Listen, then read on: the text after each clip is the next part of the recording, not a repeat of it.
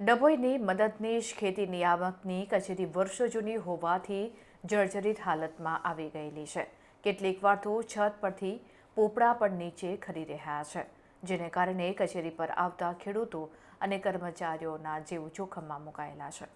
ડભોઈ ખાતે આવેલી મદદનીશ ખેતી નિયામક કચેરી માત્ર ડભોઈ પૂરતી મર્યાદિત નથી। અહીં ડભોઈ, શિનોર, વાઘોડિયા અને કરજણ એમ 4 મહત્વના તાલુકાના ખેતીવાડીને લગતા કામો થાય છે। રોજના સેંકડો ખેડૂતો પોતાની અરજીઓ અને પ્રશ્નો લઈને અહીં આવે છે, પરંતુ કચેરીની હાલત અત્યંત જર્જરિત તેમજ જોખમરૂપ બની છે, જે જીવલેણ બની શકે છે। છત પરથી ખરતા પોપડા ઓફિસમાં બેસવાની જગ્યાએ જ ઉપરથી ખરી રહ્યા છે। અનેકવાર ચાલુ કામકાજ દરમિયાન પોપડા પડવાની ઘટનાઓ બની છે। દસ્તાવેજોની સુરક્ષા શૂન્ય છે। ચોમાસા દરમિયાન છત પરથી પાણી ટપકે છે, જેને કારણે ખેડૂતોના મહત્વના રેકોર્ડ અને સરકારી દસ્તાવેજો પલળીને નાશ પામી રહ્યા છે।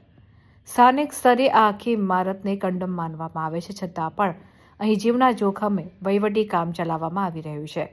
રજૂઆત કરવામાં આવી હોવા છતાં પણ તંત્ર ઘોર નિદ્રામાં બેસી રહ્યું છે।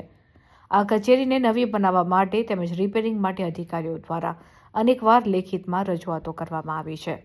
રાજ્યમાં અન્ય કચેરીઓ આધુનિક બની રહી છે, પરંતુ 4 તાલુકાના ખેડૂતોની ચિંતા કરતી આ કચેરી માટે સરકાર પાસે હજી સુધી બજેટ કે સમય નથી તેમ જણાઈ આવે છે।